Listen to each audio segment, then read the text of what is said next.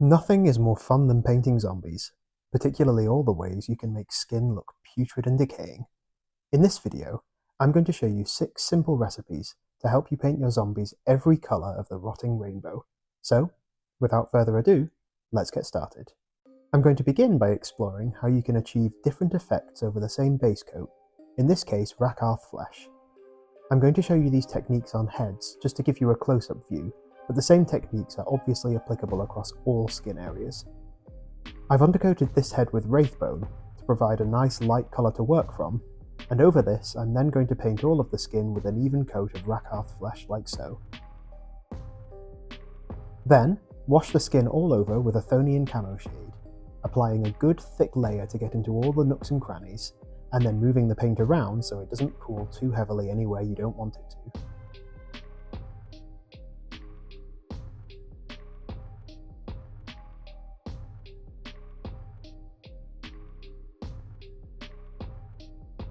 Then, give it a good while to dry completely. Once that's dry, we're just going to go back in with Rakarth Flesh and layer it over all the skin, re-establishing this base colour over most of the area, but leaving the recesses shaded. This is where you can start to establish the details on the face.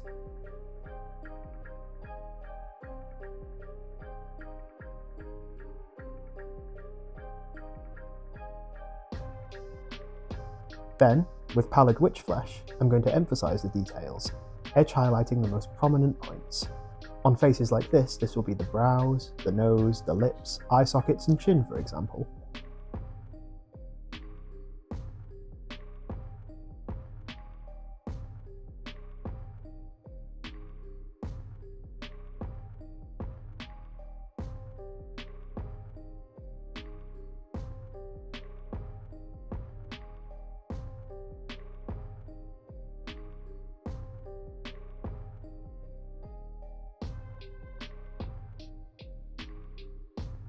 And there we have our basic skin. I'm next going to take some Wyldwood and run this into the mouth to help define the skin for the next step.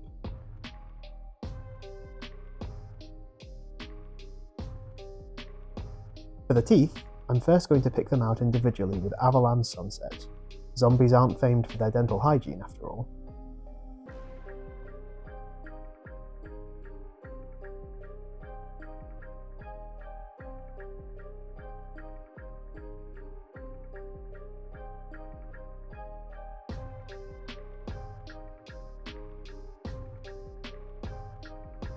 Then I'm going to highlight them with white scar, leaving a little bit of Averland Sunset visible at the gums.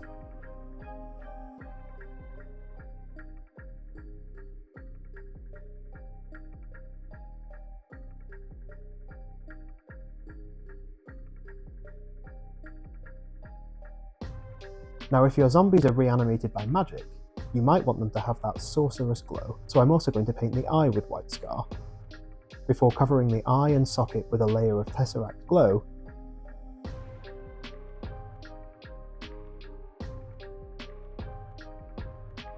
and then redotting in white at the very centre. And there we are.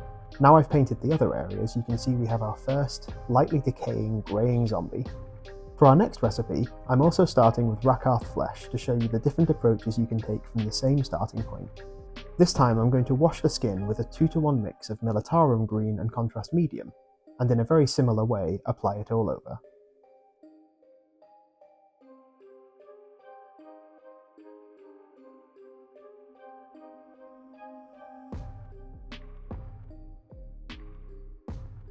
Once that's dry, I'm going to layer over the skin with Iron Rack Skin, again leaving the recesses shaded.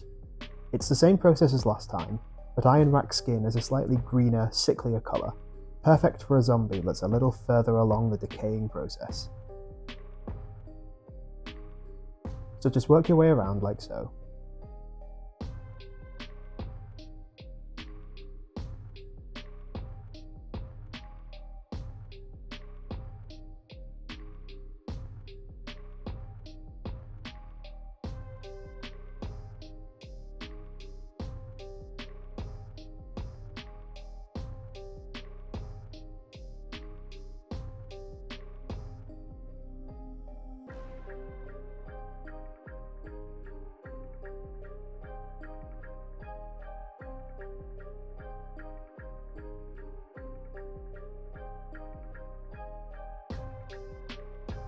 Then, I'm again going to edge highlight any prominent areas with Pallid Wych Flesh.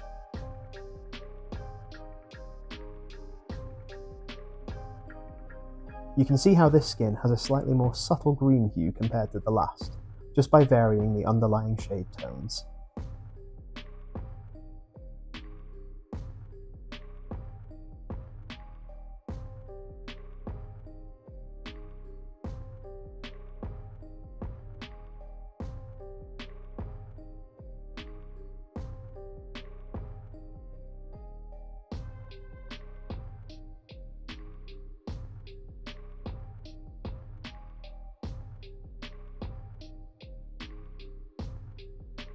I'm then going to paint in the mouth with Wyldwood as before, catching the teeth, but also, as this zombie has an open mouth, getting this into the interior of the mouth.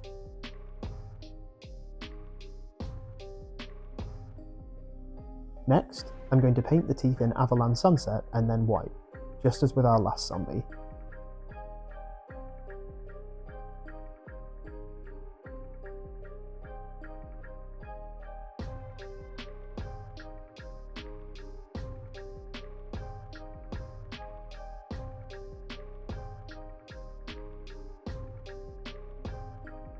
These are not healthy teeth.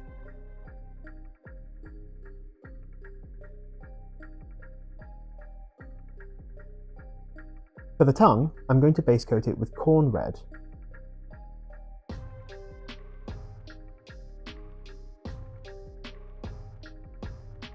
And then spot highlight it with Wild Rider Red to give a vibrant red that stands out from the surrounding area.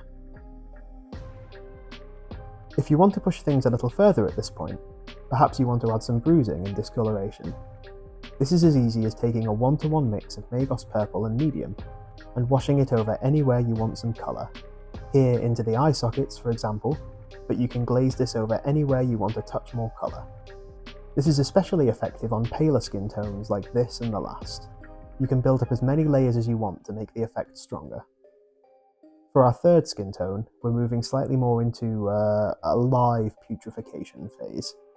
So, again over a Wraithbone base coat, this time I'm going to wash the skin with Seraphim Sepia. This is quite a subtle colour, so you can be quite heavy with the application.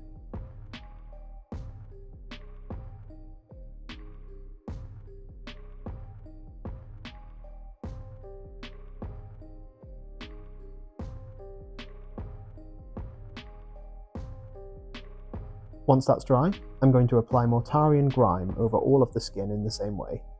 This will just darken things down further and add some more discoloration.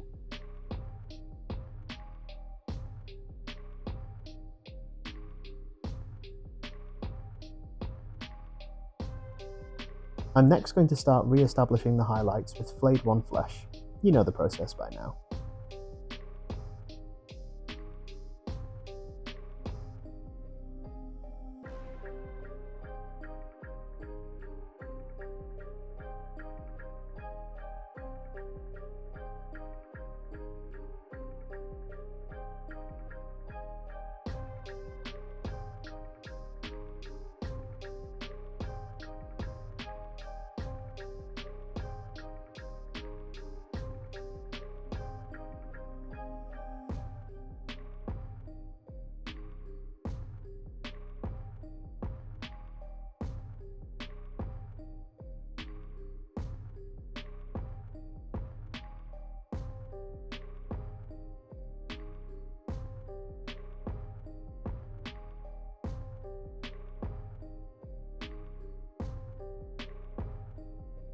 You can also layer this over the flatter areas to start to establish that colour.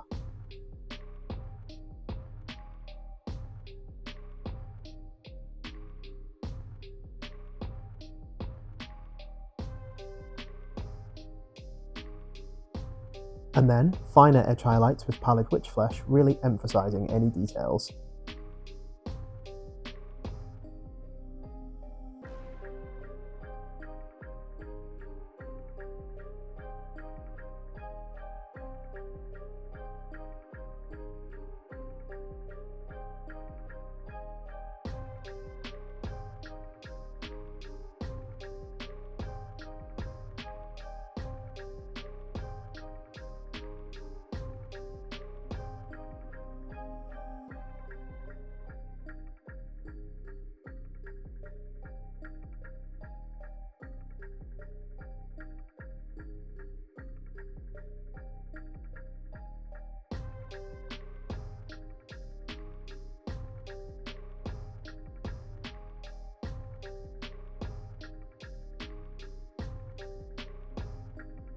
I've painted in the eyes and teeth again, and I just wanted to look quickly at exposed areas of bone, which quite a few of the zombie models have.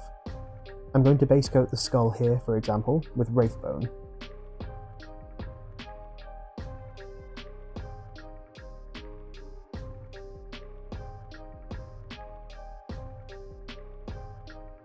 And then wash it with a layer of Skeleton Horde, which will help define the edges of the skin.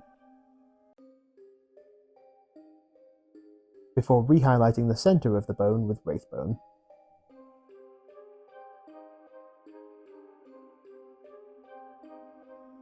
I'm then going to take my Magos Purple mix from before, and do the same approach of emphasising any wounded or bruised areas.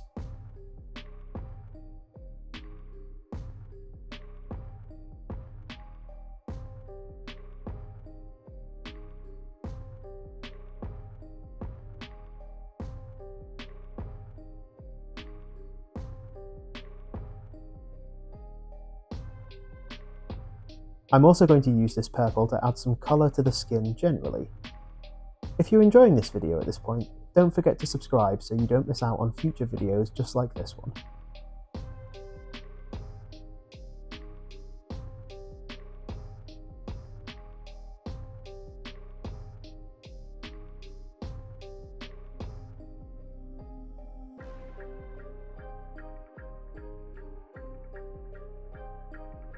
For our fourth head, I'm going to start with Snakebite Leather over a Wraithbone base coat, a much darker starting point.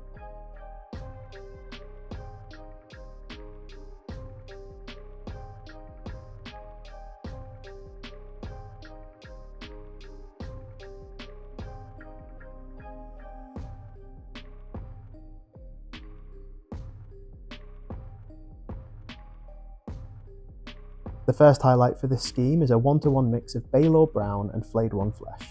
Same process as usual, starting to re-establish brighter skin tone over the previous shade layer.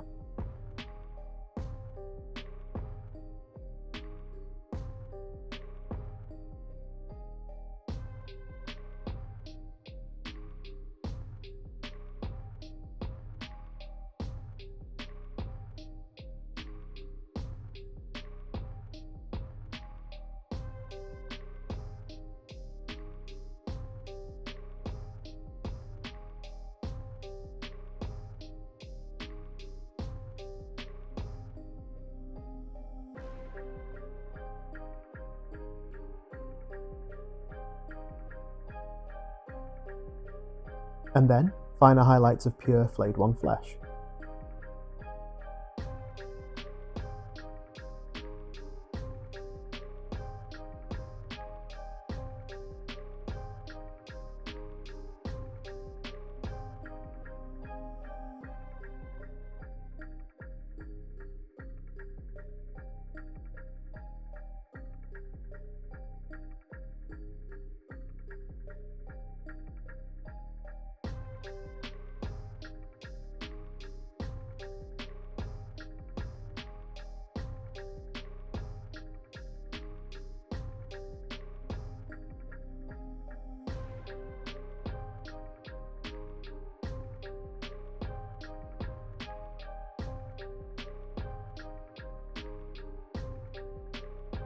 Before final spot highlights of Pallid Witch Flesh on the most extreme points of the skin.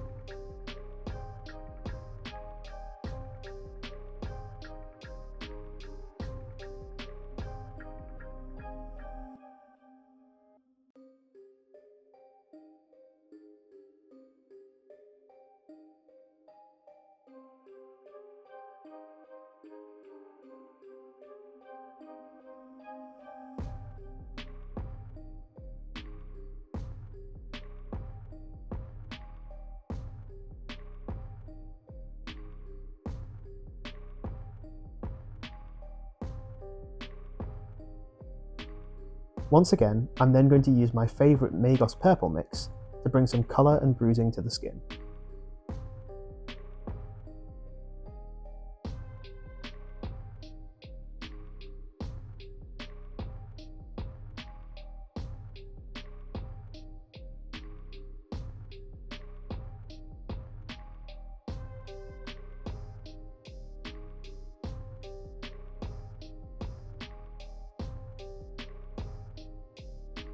You can see I've painted the tongue the same way as before. You can also apply this purple over the lips.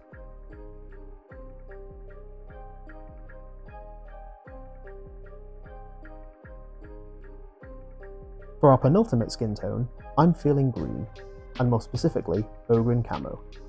I'm going to use this as the base coat, again over a Wraithbone undercoat.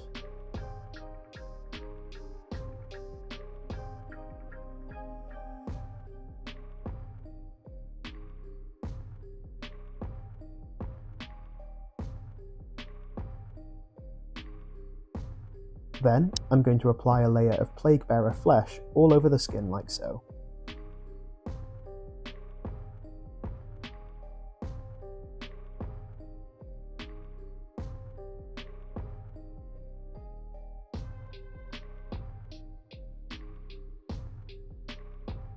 Next, I'm going to re-establish Ogryn Camo over the skin, leaving the recesses shaded.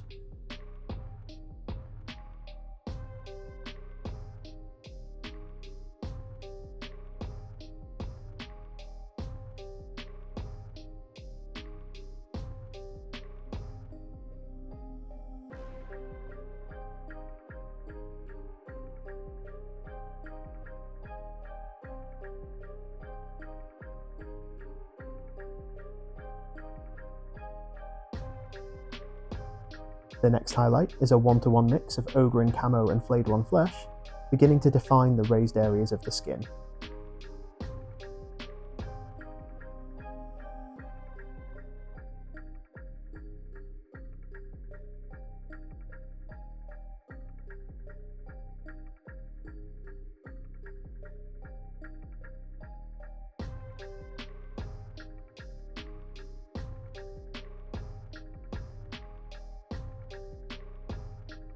And finally, a spot highlight of Screaming Skull, to pick out the most extreme points.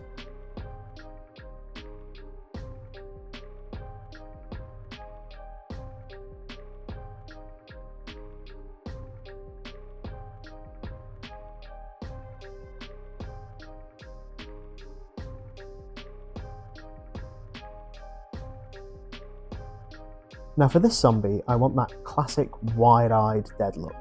So I'm actually going to paint the eyes white as so, and then spot black Templar onto the eyeballs, looking slightly upwards as if rolled up into the back of the head. And there we are.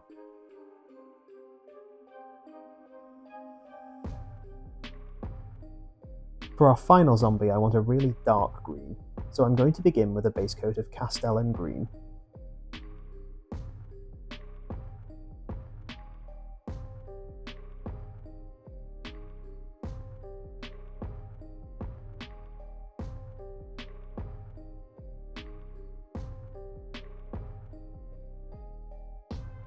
You may need more than one coat, but just wait for each layer to dry before applying the next. Then, I'm going to layer over most of the skin with a 1-to-1 mix of Castellan Green and Straken Green, leaving the base colour in only the deepest recesses.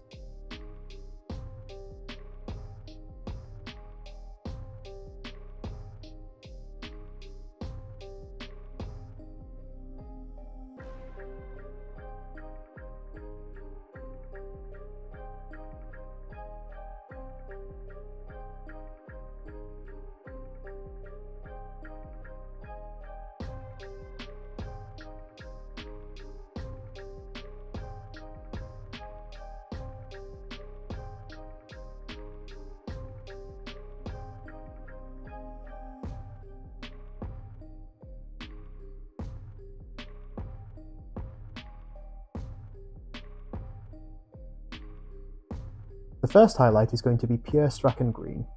This is quite a chunky highlight, still covering a large area of the skin.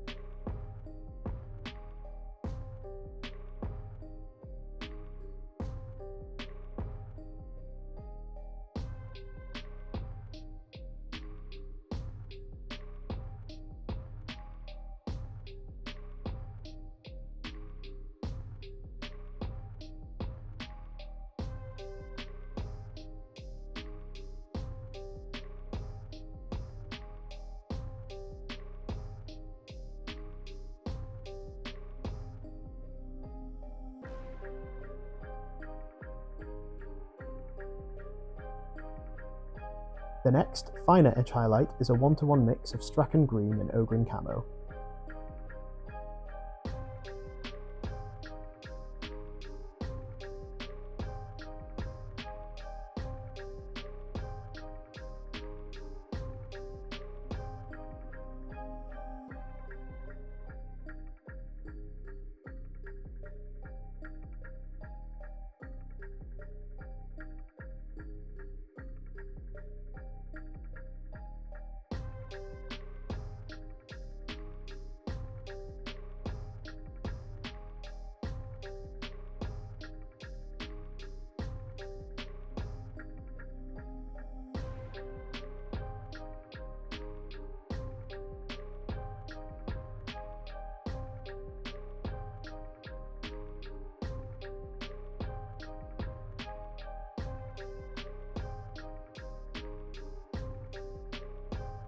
And finally, spot highlights of Ogryn Camo on the most extreme points.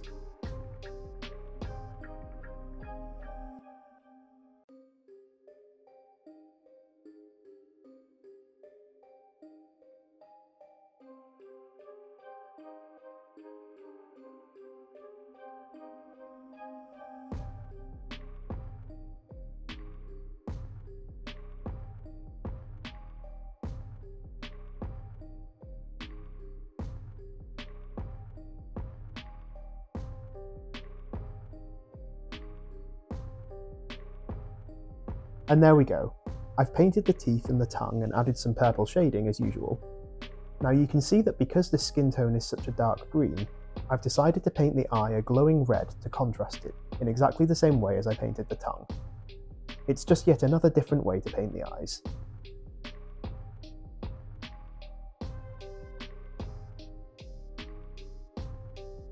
And there we are. By mixing and matching these different eye and skin techniques, you end up with a ragged band of decaying, shambling walkers that looks cohesive, but where each model has a bit of individuality at next to no effort. I really hope you enjoyed this video. Do please consider liking and subscribing if you did, because it really helps this channel grow. Also, if there's something you'd like to see me paint next, drop a comment below and I'll see what I can do. Either way, I'll see you again next time, and until then, happy painting.